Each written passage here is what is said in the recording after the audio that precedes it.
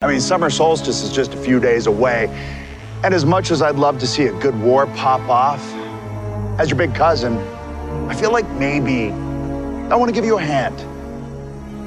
Cousin? Aries.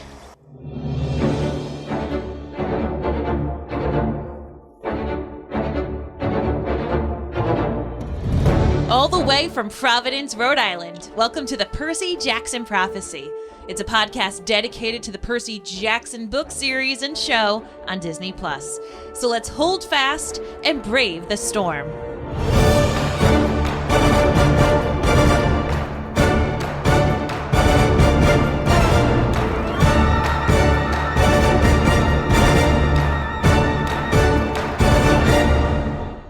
Hello, everyone, and welcome back. My name is Mary Larson. And my name is Rhys, as your co-host. That is right, buddy. And for those of you just tuning in, maybe this is your first time hanging on out with us here at the Percy Jackson Prophecy, we want to remind you that this is a spoiler-free podcast that is also co-hosted between a mom and a 10-year-old, right? Yes, I don't like spoilers. I like spoilers. Well, you know what I was thinking is after this season is done, after this television season is done, we are going to be delving into the book series and we can talk all sorts of spoilerific things for that time. But there's so many people who don't watch, who haven't read the books. And so we want to make sure that there is a spoiler-free podcast because there's a lot of podcasts out there for people who have read the whole series. And there's not a lot out there for people who haven't. All of us mere mortals, like myself. And that's why we, of course, have the Mere Mortal Theory of the Week at the end of this podcast.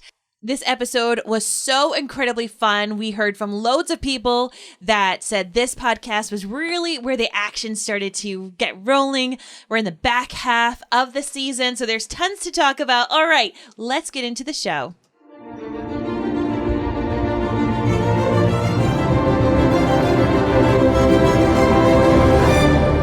Kicking things off, Rhys, why don't you tell me the episode title for episode 5 of season 1? It is called A God Buys Cheeseburgers. What? God buys us cheeseburgers. You don't have that happen to you every single day. You never meet a god at a cheeseburger place. That's right. Well, in this episode, of course, the quest deepens a bit as Percy, Annabeth, and Grover are tasked with a favor from a fearsome opponent. That opponent, of course, is Ares, just like we had in the beginning clip. And this is a point in the show where we get to have Dad's details. Rhys's dad, Blake, who I do a lot of podcasts with at maryandblakemedia.com. We cover a lot of different things, including Harry Potter. So if you're a fan of all things Potter, check out the Potterverse. But Blake loves to get into the nitty-gritty and the details and to teach us a bit about how these shows are made. So, Blake, take it away. Thank you, my darling, for having me back on the podcast. And thank you to Rhys, too, for also having me back. I love Dad's details. This is one of my favorite parts of podcasting. As Rhys already told you, this episode was entitled A God Buys Us Cheeseburgers, and it was written once again by the showrunner and creator of the show, Jonathan E. Steinberg, and also the author of the book series, Rick Riordan. So once again, Rick Riordan has been given credit for writing this episode, which is great because it shows that the author is very in touch with what is happening. You're having some changes, particularly as it comes to Haphaestus in this episode. He was apparently not in the books, in this scene, although I don't know, I haven't read the books. It's just things that I've read. Also, this episode was directed by Jet Wilkinson. She is actually a producer of this show, and she is a well-seasoned director. She has participated in directed shows like The Old Man, Truth Be Told, The Chai, also Warrior Nun on Netflix, Wu-Tang, an American Saga that was on Netflix. Also, she has participated in the Marvel Universe, Mary and Rhys. She directed episodes of The Punisher, Daredevil, Jessica Jones, and Iron Fist. She also has worked with some other great shows like How to Get Away with Murder, as well as Madam Secretary on NBC. So, one of my favorite things about this episode, Mary, is that the guy who plays Ares, he is not a seasoned actor. Do tell. His name is Adam Copeland. Now, I know you don't know that name. Very few people know that name. But most of you may know him by his stage name, Edge. He is a professional wrestler, just like The Rock or just like Dave Bautista in Guardians of the Galaxy. He was cast as Ares. He's a big guy, big boisterous guy, and it's just really cool that a lot of these professional athletes, professional wrestlers, are getting into Hollywood and getting into acting, and you can tell that he really cared about what he was doing, and it was just an interesting little bit of casting that I thought fit the role very well. And then there's also one little detail that I noticed, and I only noticed because I ride motorcycles. I love motorcycles. I've been riding them since 2005. When Ares pulls up on the motorcycle and he's like, hey guys, you guys want some help? You see his big leather jacket and it's covering the tailpipes. And if that was happening in real life and that motorcycle had been actually driving and on, that leather jacket would have been burnt to ashes. But luckily, as an immortal, I doubt his clothes are penetrated by heat and flame. I know that's something that I'm gonna go with and say, okay, maybe he's like super god clothing. Yes. Fine, okay. But I'm just saying, in real life, on flames. Who's the god of clothing, buddy? Who would be a god of fashion and clothing? Aphrodite is a goddess of beauty and fashion. Yeah, so maybe Aphrodite made him a really cool coat. I know. No, Hephaestus wouldn't make it, but he's the god of craftsmanship. Oh yeah, so I would say Athena's the god of weaving for clothing. I think she like leather. Well, hey, Aphrodite, that would make sense if she made that for if she Ares. made it for him as a gift, Yeah. a melt-proof coat that wouldn't catch on fire. No, in a that would hot have to day. be Athena, the goddess of weaving. And that actually also kind of goes into another thing that I want to say as well. And getting into the amusement park, it was very dark. And this is one of those things that you kind of have to pay attention to as a director because you're trying to set a mood. But Mary, you might remember, this is something that we ran into in Game of Thrones in the later seasons. People complained that you couldn't see what was happening. And if you're in just like your regular home with windows and whatever, and there's glare on the TV, I think a lot of viewers probably had a hard time what was being shown. Yes. Did you find that, Rhys? Remember how we've watched the episode a few times, and one of the times we watched it towards the latter part of the day, and the sun glare made it next to impossible. And the only We tried uncovering it up with blankets, the windows, but it did not turn out very successful as we thought. We got tired. we were more in the dark than Annabeth and Percy were when we watched those beginning parts of the episode or the middle parts. So that's something that the director of photography would be trying to point out. The director of photography is the person that's in charge of lighting and making sure that the scene is colorized the way that it should be within the camera, and they work in tandem with the director. So I would love to hear your thoughts, Mary, and your thoughts, Rhys, about why it was so dark and Is it a mistake, or is it something that they were purposely trying to do? I think it was something they were purposely trying to do. If they want to set the mood of scariness, and they'd have to set the scene dark. And it's nighttime anyway, so... And then we meet the thrill of love ride, and it just got all a little more lighter. Had a little bit more light in there, but you're right. And then we get in, and the magic happens, and then this scene of Hephaestus' life rolls out. All right. Hold on. We're still talking. He cannot wait to get into this episode. All right. Well, then I'll stop asking questions, and I'll let you guys get into it. Thank you very much again for having me, and thank you, Percy Jackson Prophecy listeners.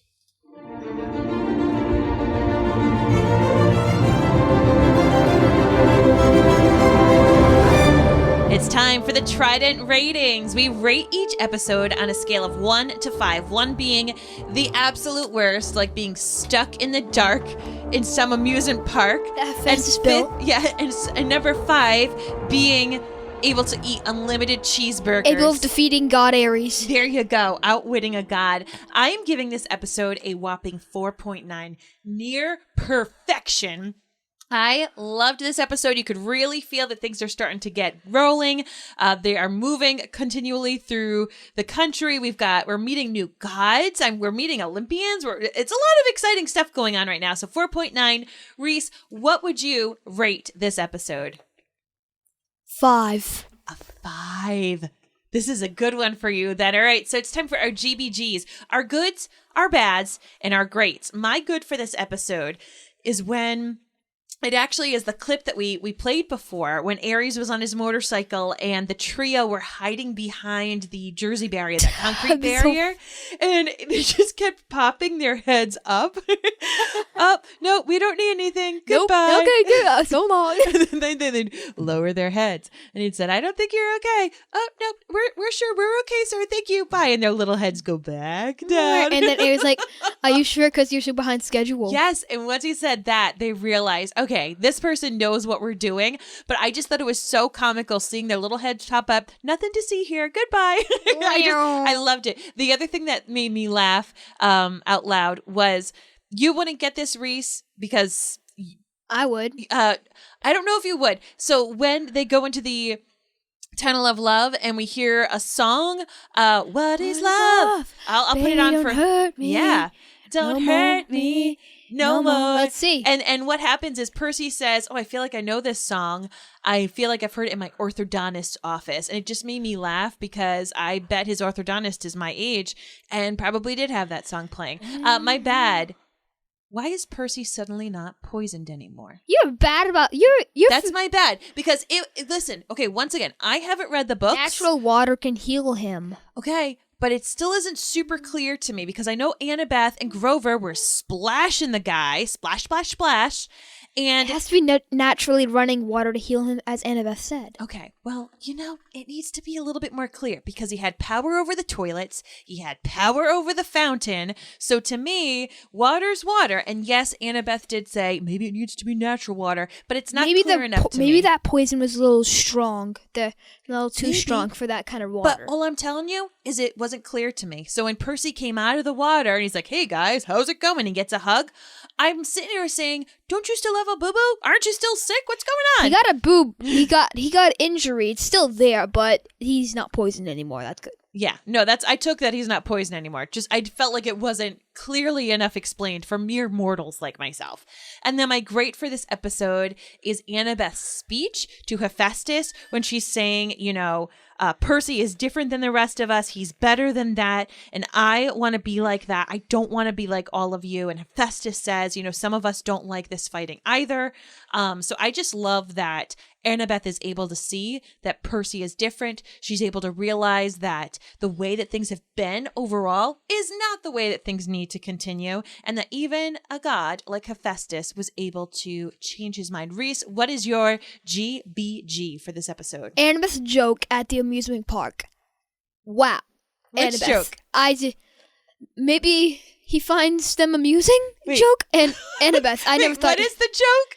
Okay, and Percy says, why would Hephaestus build amusement parks? And Annabeth says... Why would Hephaestus build amusement And parks? Annabeth says, maybe he finds them amusing. It's such a lame joke. I never thought Annabeth could make jokes, but that is a really lame start of having to do it. Yeah, but she did. You're right. I totally missed out on that joke, buddy. What was your bad? Too dark if watching in daytime glare. What the heck? I'm like, how do I take care of this? Yeah, that was difficult to watch. I would agree if you watched it during daytime. And what's your great? I agree.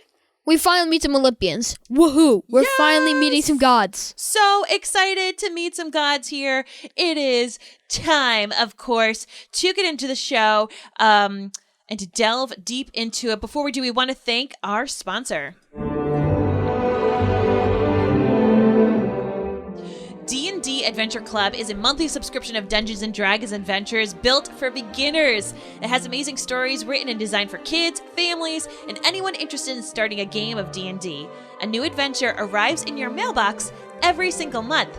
It has streamlined rules, amazing design, pre-built characters, and honestly lets anyone pick up the game and start telling stories today. Rhys, why do you like D&D Adventure Club? It's so a good start for people who haven't played D&D yet and want to play. People whose kids want to try. If kids say, wow, we want to try this game, but it's too hard for them, just subscribe to D&D Adventure Club and they'll make sure your kid can learn D&D And easily. we want you to learn how to play so much that we actually have a coupon code. If you go to D&D Adventure Club's website, use the code MARY20, that's MARY20 at checkout for 20% off. All right, it is time to dig into this episode a little bit. And buddy, you noticed something really cool right away, was that the opening title card where it says Percy Jackson and the Olympians, it was looking differently. Do you remember? It was not running dark blue seawater. It was murky green. Yes. Like trash. Yes, or more like the water that he was pulled up in when he was being saved by the from the St. Louis Arch, right? So that was a really neat thing. It was something different. It reminded me of Harry Potter and the Order of the Phoenix when the sign comes out with the title and it's got kind of this like creepier music going on for the music for Harry Potter. So I just wanted to share with that as something that you noticed as you're watching it. And then we shoot to Grover and Annabeth, and they see three little ladies with some balls of yarn. Please explain, Rhys. Please explain. These are the Mirai, known as the Fates. The Fates. Okay, so the three Fates, for us mere mortals, what are the three Fates in like 3 sentences? I don't really know their names. Okay. But one is weaving the beginning of the life of a mortal. The other is finding out how long it is. And the other cuts the thread of life. Ugh. And kills the mortal. So if you see them and they're playing with scissors, it's not a good sign, right? Yeah, the oldest one plays with the scissors. Annabeth tells him that when you see this, it means someone is going to die relatively quickly. Someone's going to kick the bucket. Oh, that's not great. Well, Percy is found. Annabeth and Grover find him. He says hi, and he says, I'm so sorry I pushed you down the stairs. And Annabeth gives him a big hug. And Percy says, long and short, we need to go to Santa Monica because my father will meet us there. Finally, Poseidon. We're going to meet Poseidon. Yes, so exciting. But of course, they can no longer take a train as they crash a train. They can no longer be in a bus. Obviously, they can't go on a plane. And they figure out that the police are searching for them. So they have to start walking. And as they're walking, they bump into Ares. And we, of course, got the bit that we played in the beginning of this episode, and he says all of Zeus's kids are looking for the bolt. They're in this diner, and he's starting fights on Twitter, and he's doing all these naughty things, and he shows a clip of Gabe. And what is Gabe saying? I need to remember. So he's saying, what's the gist of it? Where do you feel it? Gabe is abusing his stepson for treachery and crimes that Percy never did. He's saying he was a naughty kid. He stole my car. He stole my wife. He's blowing up trains. He's blowing up the St. Louis Arch. He's wretched. And Percy is now all over the news. So no matter where this kid goes, he needs to watch out. He's one of like America's most wanted. And Ares tells Annabeth and Percy that he will help them get further in their quest. Really? If they retrieve his shield. So that's where we get into the And good he part. says, but in the meantime, you need to leave Grover. You need to leave Grover How with me. dare you? Right? Grover feels like it is totally cool, man. We've got this. And I want to hang out for a moment in the conversation between Grover and Ares. Now, was this part in the book? Did Grover hang out with Ares as collateral? No. No? Okay. So Grover's hanging out with Ares in this show. And what does he tell Ares? He says, I'm a fan of you. And Ares says, satyrs worship flowers. Satyrs eat tofu. Satyrs sing songs about the feeling satyrs are not fans of mine. And then Grover keeps persuading him until he gets to the part of where he says, if you found the master bolt, you found the thief who took the master bolt. And Ares gets all weird about that. Yeah. So Grover ends up telling Ares, I love nature, but nature's chaos. I mean, here we are, buddy. We're here in the middle of winter, and a lot of people here in our country are dealing with incredibly cold, crazy weather. Like absolutely, positively cold, crazy weather. And so Grover's saying, I love nature, and nature is full of chaos. You are the god of chaos. And he names these different little weird wars that barely anybody knows about. And he says, I liked these weird little wars. And then he says, I like your mellow war stuff. Is war mellow? I would agree. I would agree that war in general is not mellow. God. But by doing this, he is complimenting Ares. And hitting his heartstrings. And he hit his heartstrings. And one of Ares' heartstrings is that Athena is always thought of to be the smarter one, the better one. Smart one. Ares says, okay, and she's so smart, explained the owl. And why? And he says, just because I have no owl, no owl, not famous, huh? Yeah, so he doesn't understand why his sister gets all the credit. Just because she has an owl. And Grover wisely knew that this would be a weakness of Ares, that he could rile him up and kind of make him feel like this is a way for you to be better than your sister. You can help us find the lightning thief. And that's, of course, kind of what brings us to the end of this episode where Grover says, it's okay, guys. I think I know what happened. I got a lot of cool things out of Ares in the process. One of the things that it gets out of Ares is a family story, which, believe it or not, Rhys, you tried to tell us this ancient tale all the way back in episode 1 about the origins of Kronos and all these different things. And I think it's more important than I thought it was in episode 1 because now Ares is saying it. So buckle in, listeners, as Rhys tells us the story of Kronos. So it all starts with Mother Earth, known as Gaia, and Father Sky, known as Uranus. Okay, so Mother Earth and the Sky God had babies. They had 15 babies together. And the Sky didn't really like 6. He threw them away and chucked them into a bottomless pit. Yeah, he chucked him into the bottomless pit, and then his wife, Gaia, got really upset because those are our babies. What are you doing, chucking our babies into a pit? So she says, okay, babies. You have to kill your father. Let's kill your dad because he's crazy and he's chucking you in pits. And her tiniest, youngest baby, Kronos, does it. He kills his dad. And on his dad's deathbed, his dad says to him, you will be betrayed, my son. And like me, it'll be made by your own child. Oh, no. Okay, so Kronos is told you're going to be betrayed by one of your old children, just like me. Kronos goes on, lives his life. He has 6 kids of his own. Oh, no, but then he remembers, oh, man, my dad told me one of my kids is going to kill me. This is terrible. So he decides to solve the problem to eat his kids. He eats 1. Yum, yum, yum, eats 2. Nibble, nibble, eats 3. Chomp, chomp, eats 4. Gobble, gobble, eats 5. And then he's like, dear wife, please give me the 6th kid to eat. And instead, what did she do? Rhea gave him a rock wrapped up in baby cloth. I don't know why Cronus did not chew, but if he Maybe chewed, he I just think swallowed he it lost whole. his teeth. Yeah. Maybe he lost his teeth if he chewed it. So he thought he was eating baby number 6, but it was really just a rock dressed in baby clothes, and he didn't know. And the name of that baby was Zeus. And Zeus was whisked away to his island of Crete, raised by a goat. Okay, so Zeus, out of all the little babies, he lives, he's raised, he's totally okay, and then he gets strong.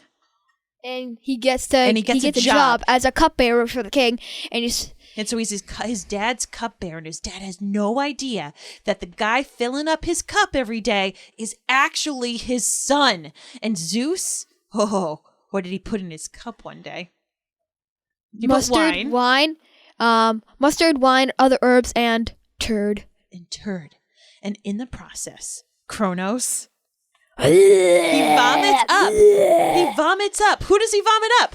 Hestia, Demeter, Hades, Hera, Poseidon. Okay. Throws them all up. Zeus saves the day. Oh no. Now Kronos is mad, right? Yippity dip. Angry Titan. So they all fight, all the thrown up kids. Hang on, wait. Where are the 6 other children in Tartarus, huh? Okay, so then so that's what you need to know, at least this part, right? That's what Ares wanted to tell you, is that his grandfather was crazy, ate all of his aunts and uncles, and Zeus made him throw them up, right? And then he chucked into a million's pit. And he chucked him into a million pieces and chucked him into a bottomless pit. Yes. So then Zeus took care of Kronos, chucked him up, and threw him into a bottomless pit. As Annabeth and Percy realize in this episode, this family is messed up. This family is super messed up. Speaking about Annabeth and Percy, let's get to another crazy portion of this family. What is love? Baby, don't hurt me. Don't hurt me. All right, friends. We're now in the tunnel of love. Sounds like your orthodontist office. Some of you may not even know what an orthodontist office is yet. They're the people who put on your braces. All right. Tell us the story of Hephaestus, Rhys. And Aphrodite. Tell us everything. Hephaestus was the son of Zeus and Hera. Okay, Zeus and Hera. Zeus's wife, Hera. They have loads of babies, all right? But one, Hera didn't like Hephaestus, the god of force. Why didn't she like him? She said he was ugly. So in the beginning, got the pregnant mommy. She has a baby. She kicks the baby out. She did not like her son. She threw him off Olympus, like very at the tippity top of the mountain. She threw him off the mountain just because of the way he looked. So, and then he was raised by himself, doing blacksmith work. Okay, and so then he little met, Hephaestus is a baby. He grows up, learns a trade. and his then mom and then meets stinks. Aphrodite. And Aphrodite is technically what, his sister, his aunt? No, Who? not even a sibling. Not okay. At least she's not a sibling, because that would get super weird. So he finds Aphrodite, the most gorgeous goddess in the world, and he falls in love with Aphrodite. Does she love him back? No, What? Oh, this guy can't catch a break. So what does Hephaestus do? he agrees a bargain with Hera because she's in this throne. So he made that gold chair that we see, and he's like, I'm gonna get my mom back because she threw me off a mountain. And I know how to because of how I look. and I know how to get Aphrodite. And I know how to get Aphrodite. So he takes the chair and he says, "Here, Mom, I gave you a nice chair. Take a little seat." She sits down, and Annabeth tells us all the gods try to pry her from this chair, and she can't come free. And he says, the only way I'll let her go is if I let her out. I let her out. And how will I let her out? By doing this whistle thing. Oh, no. If I get who? If I get to marry. If I get to marry Aphrodite. So he tricks the gods. He says, I will not let Hera, the wife of Zeus, free until I'm promised Aphrodite. No one could love me. My mother couldn't love me. The lady I love can't love me. What is love? I don't even know. But then Ares comes to the picture and Aphrodite just, like, you think never existed. And at the end of that scene, Ares punches Hephaestus in the head. Ugh. So Aphrodite never really loved Hephaestus, but she had to marry him because, of the Hera chair thing. And instead, Ares came over, and she wanted to love him, and they would just hang on out and smooch or do whatever they would do. And at the end of poor that Hephaestus scene, gets punched. And so this is why sad Hephaestus is just such a so sad guy. Oh, it's so sad. What did you think, knowing that you knew the myth? What did you think of the animation while they were in the tunnel of love? How did that go for you? It was good. When they went down that slope, I was like, "What the heck?" And then I saw the golden chair chain animation. How Percy just got changed from flesh and blood and bone to like just solid gold. Mm-hmm. I thought it was just chains, but just transforming into gold doesn't really give me my. No, I think that. Well, I thought it was actually well done. So you're saying in the book it's chains.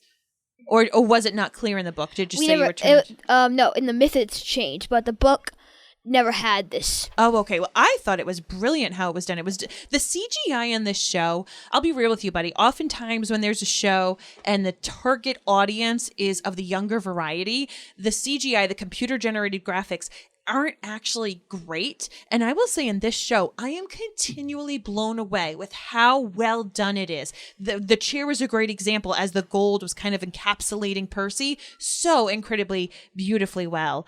And then Percy turns into gold, and out pops Hephaestus, who he appeared differently to you than how you thought he would be. He's got a cane. He's a bit older. He's got this cute little flute thing. He kind of reminded me of Willy Wonka. Blows the flute, and Annabeth is able to get Percy free because she tells Hephaestus, this family is messed up. You guys are always fighting each other. There's no true love amongst all of you. And Percy, this guy sitting right here, was raised differently. His mom prepped him for this. He sees things differently. I wish I was more like him. We need to set him free. And Hephaestus changes his mind. Hephaestus turns from being so callous because no one has loved him, and he sees that there is some hope. So he allows Percy and Annabeth to take the shield back as payment to Ares, which just blew my mind. I didn't know that it was going to work Giving back Ares, his worst enemy, his shield back.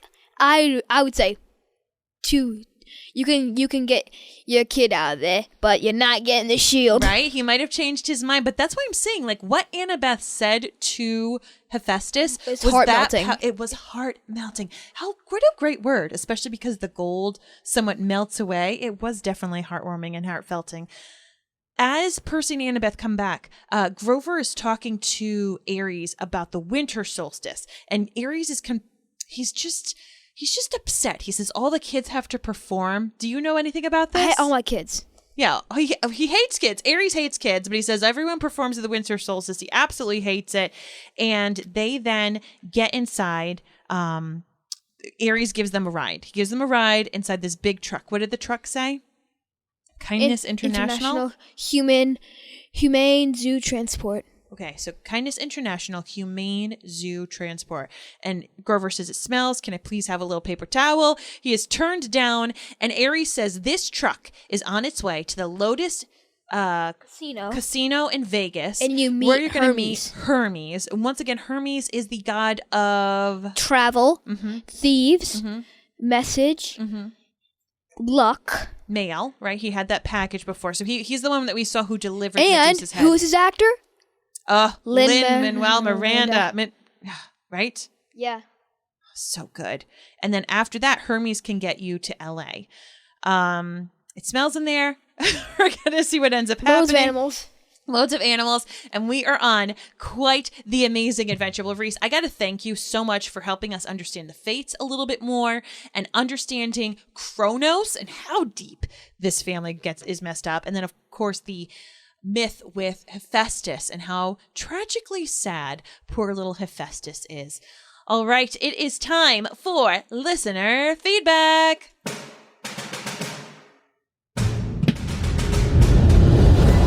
In studio, we have the one, the only, Felicity. Felicity, what is your good? My good is how Grover outsmarted Ares by telling him who the lightning thief is, because sometimes a lot of people outsmart people in You don't a lot always of these get outsmarted episodes. God, right? And my bad is that I didn't picture Hephaestus to look in this way, because every single myth that I read, in every single book, they say that he is like super duper like muscly and big and yeah. You know what he's more of in this episode? Because I appreciate, we're in Camp Half-Blood, and we saw those kids with the blacksmithing and everything, and you were telling me, oh, that definitely means they're Hephaestus's kids. And even in the end, when they show all of the drawings of the different gods, we see Hephaestus hitting with the hammer. This Hephaestus, I agree with you, he's not super muscular like Ares was, but he was much more creative with all those gears. People who build things, just because people build things doesn't mean that they have to be super big and strong like Ares, that people can build things with their intelligence as well, right? So that was your bad, is this was a very different picture of Hephaestus than you thought. Hephaestus came out with gray hair, glasses, and a cane, and you're used to thinking of Hephaestus as a very strong physically character. And what was your great for this episode? My great is What is Love music, because when I heard that, I was like shocked. And the animations of telling Hephaestus' story, because it was very different from the other myths. But the part that I know is that he got rejected by Aphrodite and Hera, and he got thrown from a big cliff, super tall in Greece. So sad. So very sad. Well, thank you so much, Felicity, for your feedback. And I also wanted to shout out to some friends who have taken some time to write us a review on Apple Podcasts. We have CJ Slow, and they said, another wonderful show. I have been a longtime listener of Mary and Blake Media since I stumbled into the Potterverse during the time that must not be named, aka lockdown, and expanded to listening to all the other shows. Rhys is doing an excellent job, and I am sure that he is making the podcast very relatable to the younger listeners with his excitement and very well-rounded knowledge of Greek mythology. Mary keeps the show moving along, the best part being that, having not read the books, she is going on the adventure with Rhys as her guide. What an awesome approach. What do you have to say to that, buddy? Thank you, whoever did that. That was CJ Slow who wrote that in. We did get some listener feedback in email form. So friends, you can either go to maryandblake.com. That's maryandblake.com. Click on the upper right-hand corner to contact us and leave a voicemail. You can also email us, maryandblakemedia@gmail.com. Trista wrote in saying, I rather enjoyed the episode, but I didn't read the books. On the other hand, my husband has, and he was sad there was no spider. He did enjoy seeing Hephaestus and them showing he isn't as brutal as the other guys, given all that he has gone through and endured because of them. He also thought it was a sweet way to show their slow building relationship of Percy and Annabeth. Also got to show Grover's abilities as well. And I have heard that from some other people, that in this story, we don't necessarily get to understand and get to know Grover as much as we are in the show. So I'm really, really excited that they are giving Grover all of this time on screen, as Grover, as I told you, is one of my favorite characters on the show.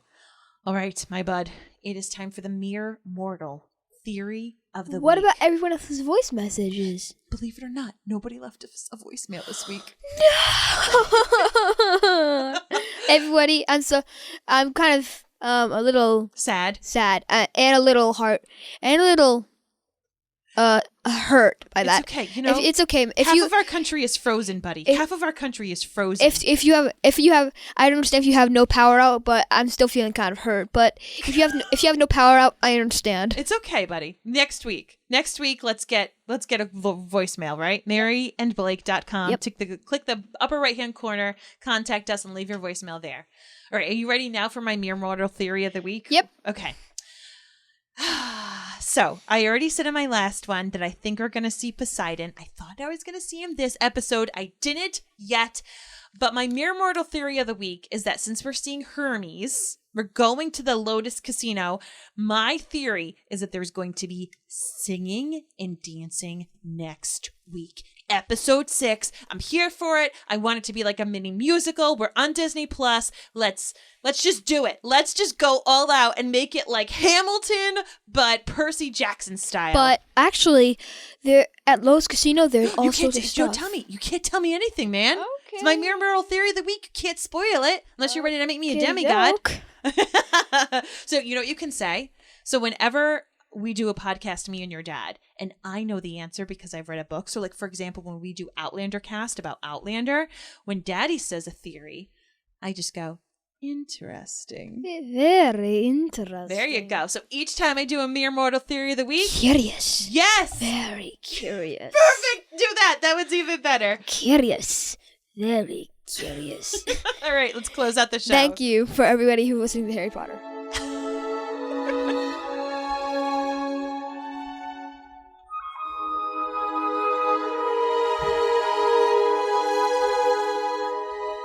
Thank you, everyone, for tuning in to this episode of the Percy Jackson Prophecy.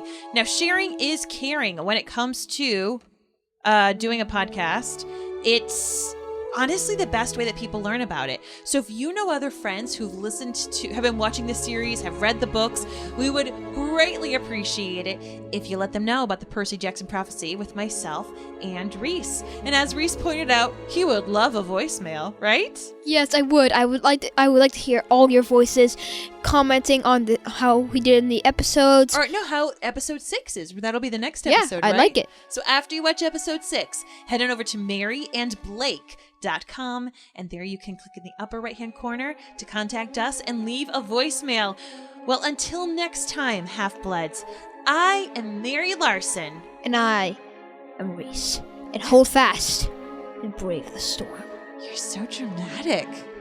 Thank you. Bye-bye, Half-Bloods. Bye, Half-Bloods. See you on the next adventure.